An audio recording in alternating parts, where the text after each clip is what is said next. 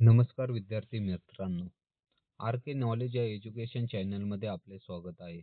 तुम्ही जर कोणत्याही स्पर्धा परीक्षेची तयारी करत असाल तर आपल्या चॅनेलला नक्की सबस्क्राईब करा.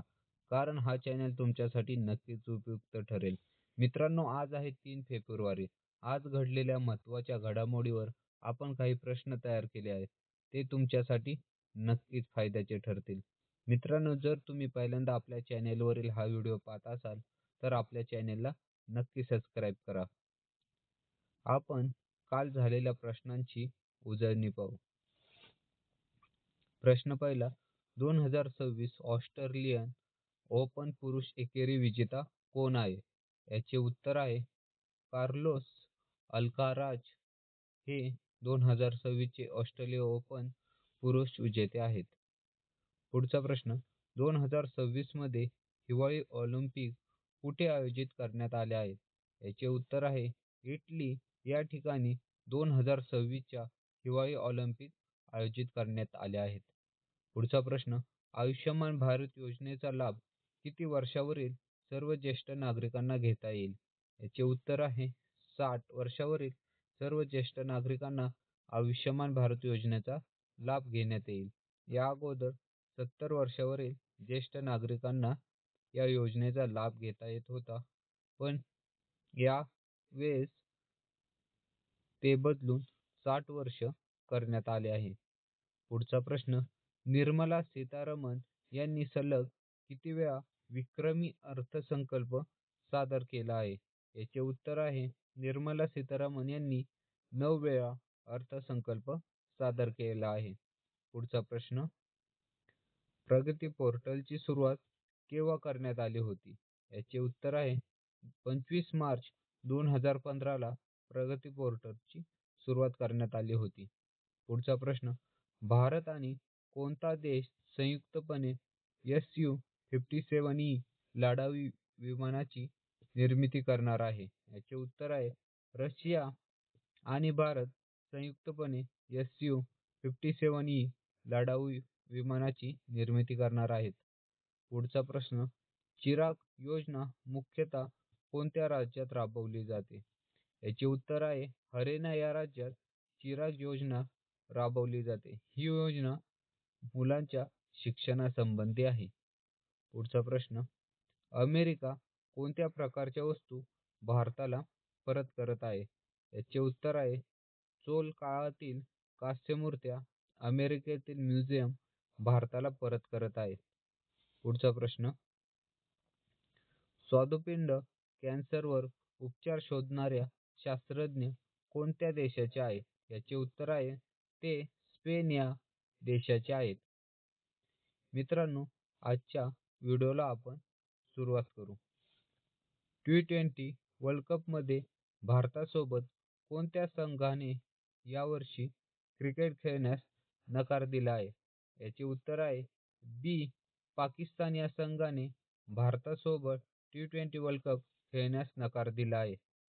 पुढचा प्रश्न, भारत सरकार किती वर्षाखालील मुलांना सोशल मीडिया वापरण्यावर बंदी घालण्याचा विचार करत आहे? याचे उत्तर आहे सी. 16 वर्षाखालील मुलांना सोशल मीडिया वापरण्यास बंदी घालण्याचा विचार भारत सरकार करत आहे. पुढचा प्रश्न पाहू. दिल्ली सरकारने नागरिकांच्या तक्रारी नोंदवण्यासाठी कोणते ॲप तयार केले आहे? याचे उत्तर आहे बी. दिल्ली मित्र ॲप. हे ॲप दिल्ली सरकारने नागरिकांच्या तक्रारी नोंदवण्यासाठी तयार केले आहे. पुढचा प्रश्न पाहू. जगातील सर्वात मोठ्या फूड इव्हेंट गल्फ फूड 2026 चे आयोजन कोठे करण्यात आले आहे? याचे उत्तर आहे बी. दुबई या ठिकाणी गल्फ फूड 2026 चे आयोजन करण्यात आले आहे. पुढचा प्रश्न पाहू. 8 सूर्योदय क्षेत्रांना वित्तपुरवठा करण्यासाठी चक्र हे केंद्र कोणत्या बँकेने स्थापन केले आहे? याचे उत्तर आहे डी. भारतीय स्टेट बँक म्हणजे SBI ने चक्र हे केंद्र स्थापन केले आहे. याबद्दल आपण थोडक्यात माहिती पाहू.